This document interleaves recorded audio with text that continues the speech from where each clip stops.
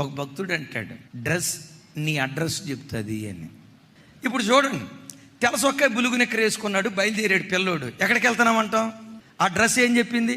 ఓ police ఆయన కాకి dress వేసుకొని పైన టోపీ పెట్టుకొని లాఠీ తీసుకొని టకమని వెళ్తున్నాడు, ఏమంటాం?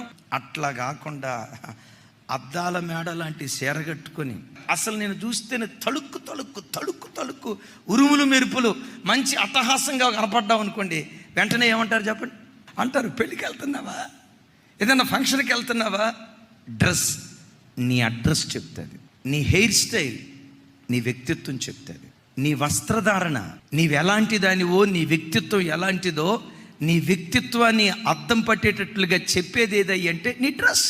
దైవజనమ, వాక్యపు లోతులోకి వెళ్తే ఆడంబరంగా కనపడటానికి ప్రయత్నించే ప్రతి వ్యక్తి లోపట డాంబికత్వపు మనసు ఉంటుంది, వాక్యం చెప్తుంది.